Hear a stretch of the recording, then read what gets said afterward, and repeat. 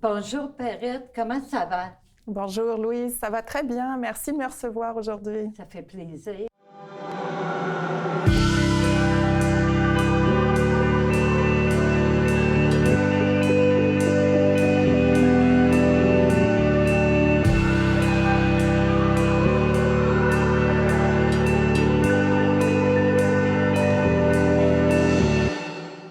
Bienvenue à vos nouvelles du voisinage. Aujourd'hui, j'ai comme invité Madame Perrette Subtil, directrice générale du musée Le MUMAC. Bienvenue. Bien, merci beaucoup. Oui, dites-moi, qu'est-ce que c'est que le MUMAC et depuis quand ça existe?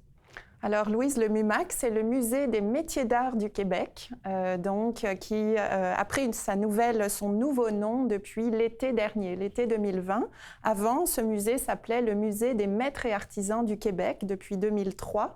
Et avant ça, le musée s'appelait encore le musée d'art de Saint-Laurent depuis sa fondation en 1977 jusqu'en 2003. Donc vous voyez, le musée a évolué de nom, mais la mission finalement est restée la même. Oui. La mission, c'est quoi au juste, la mission? Je le sais que j'avais été voir sur le Facebook un peu ce que vous faisiez, exposition permanente, exposition temporaire. Vous rejoignez des familles, des activités éducatives. Pouvez-vous m'en parler? Alors oui, bien sûr, Oui. la mission d'un musée à la base, c'est de conserver une collection et de la valoriser, c'est-à-dire de la diffuser. Donc nous, comme institution muséale, ça fait partie vraiment, c'est ça notre priorité. Donc notre collection à nous, ce qui est particulier, c'est que c'est une collection qu'on va dire qui est à la base une collection pédagogique qui a été, parce que le musée a été fondé par un enseignant du Collège de Sainte-Croix, l'ancien, le cégep de Saint-Laurent, qui s'appelait avant le Collège de Sainte-Croix. Et cette collection, donc, elle a été faite pour être montrée avant tout à des étudiants. Donc, on a dans cette collection des œuvres d'artistes à l'époque, dans les années 60, qui étaient contemporains et des œuvres d'art plastique.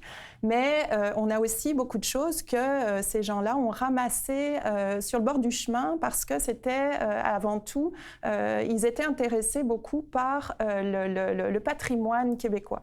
Et donc, ils sont allés, je dis ils, alors c'est Gérard Lavallée, le premier conservateur, directeur du musée, et puis avec lui, des grands ethnologues aussi qui l'ont accompagné dans sa recherche.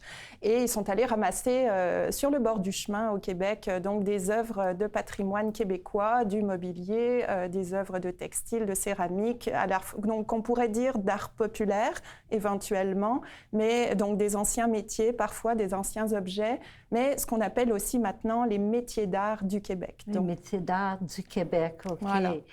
Puis, je sais que j'aimerais que vous me parliez de l'exposition permanente, qu'elle est en préparation ou comment que ça en est rendu? Oui, merci de me poser cette question, Louise, parce que effectivement, une exposition permanente, c'est l'ADN d'un musée. Il faut savoir, c'est vraiment le cœur de la mission. Je vous parlais de la collection, c'est fondamental. L'exposition permanente, c'est l'endroit où on expose une partie de la collection. Le musée, le MUMAC, on a presque 14 000 objets en collection qui sont conservés dans une réserve pour la plupart.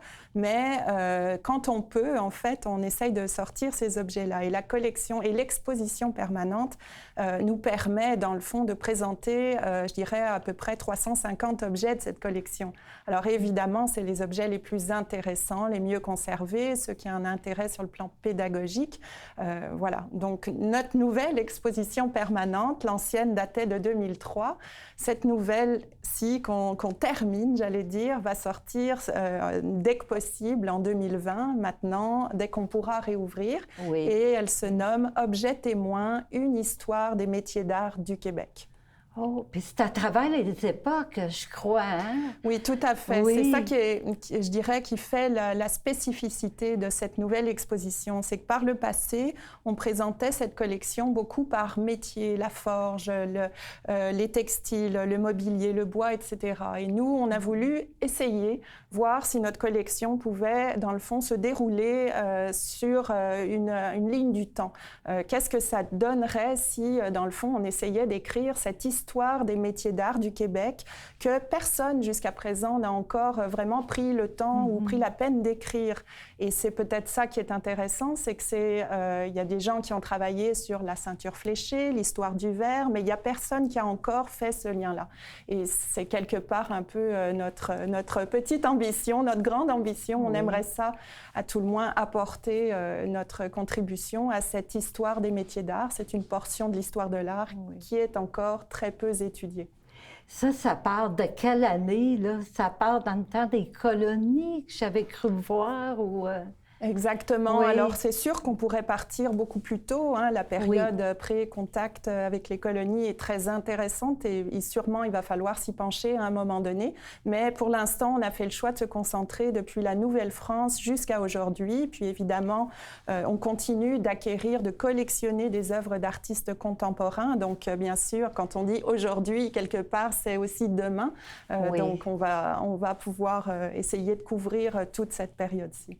Oui, hein, c'est ça, avec différents objets, autant des poteries que des vitraux.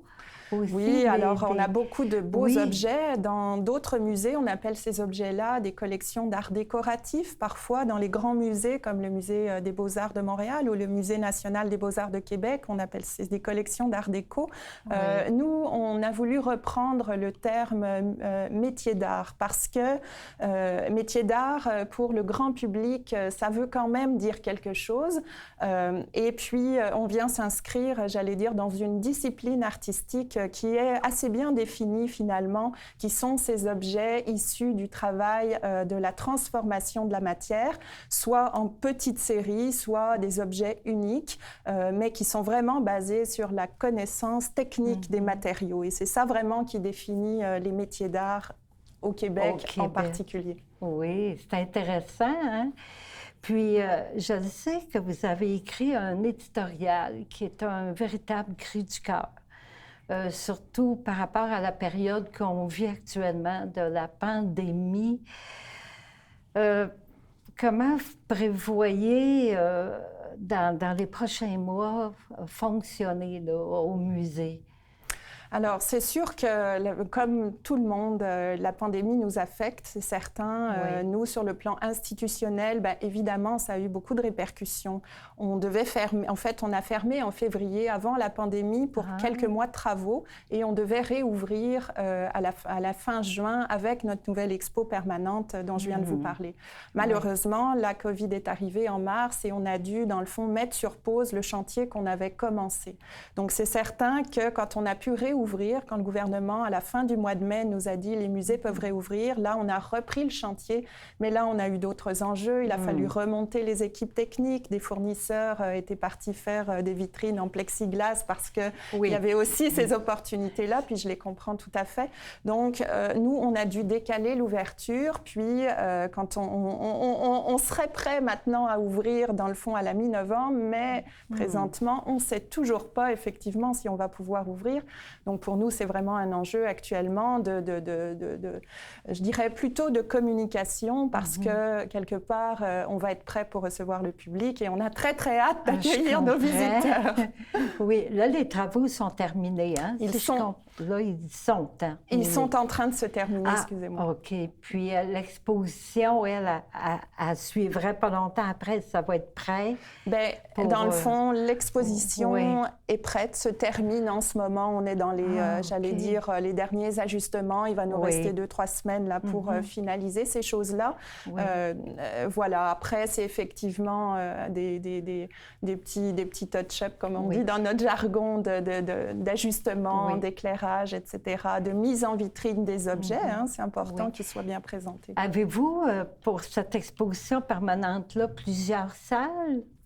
Alors, on a décidé dans la scénographie de cette nouvelle expo de revenir à une présentation dans la salle principale, j'allais dire, du musée. Le musée est situé dans une ancienne église néo-gothique de 1867 qui a une histoire bien particulière. Oui, Elle a été déménagée du centre-ville à Saint-Laurent en 1930 parce que le train arrivait au centre-ville. Donc, c'est un bâtiment qui a été démonté pierre par pierre et remonté. Puis remonté. Exactement, c'est une histoire vraiment fantastique. Fantastique, tout à fait. Et l'exposition permanente, on a décidé de lui redonner la belle place, j'allais dire, à cette collection. Donc, elle se déroule dans la nef du musée. Et nos deux espaces, on va avoir deux espaces pour les expositions temporaires qui vont être le chœur et un des bras du transept de l'église.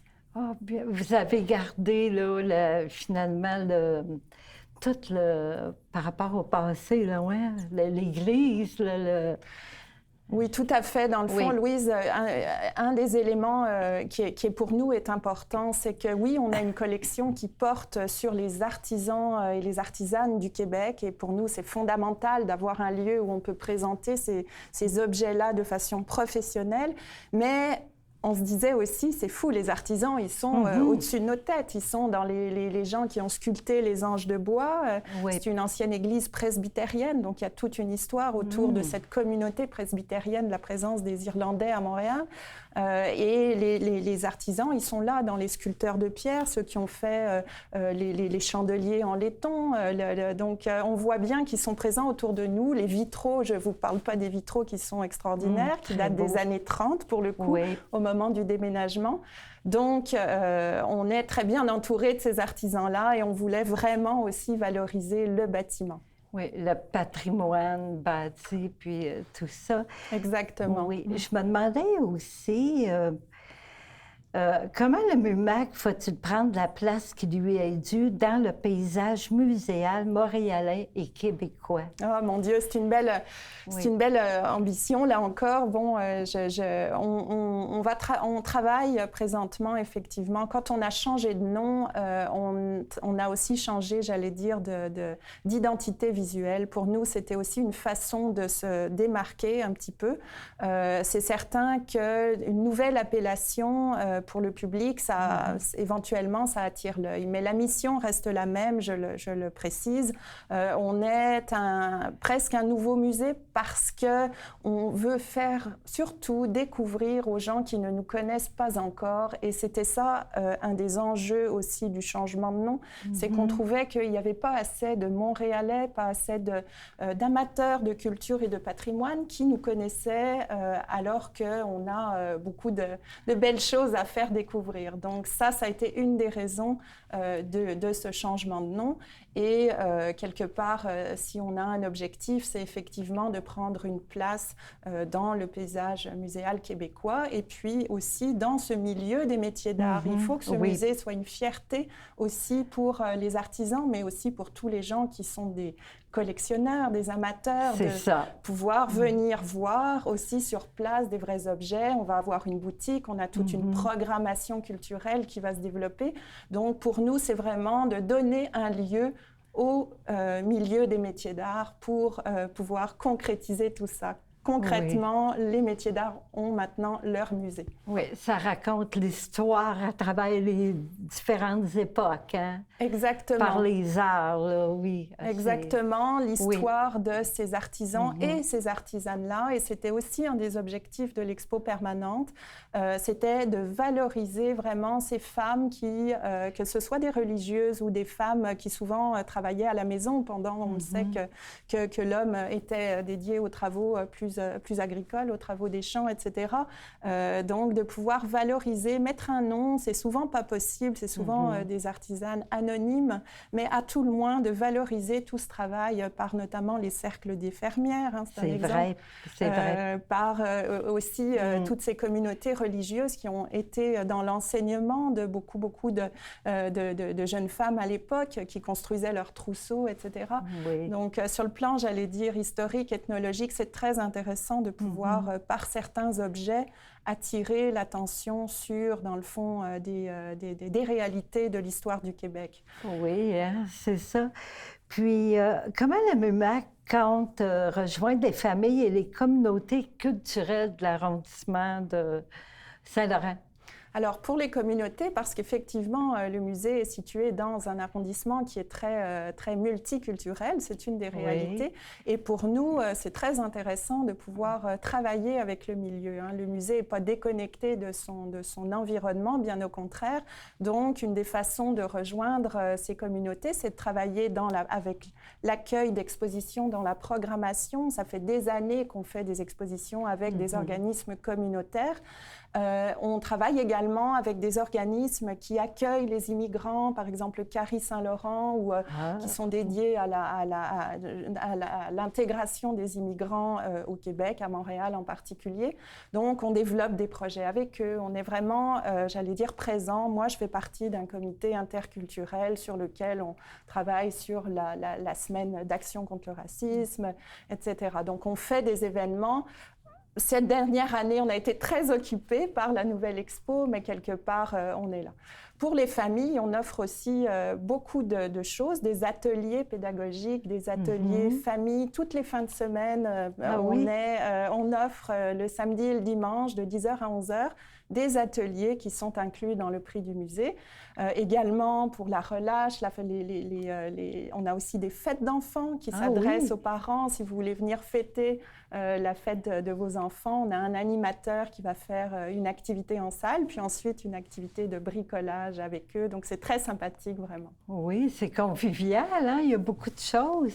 Oui, il y a beaucoup de choses. Oui, ça m'amène à vous demander, est-ce que vous êtes beaucoup d'employés qui travaillent au MUMAC?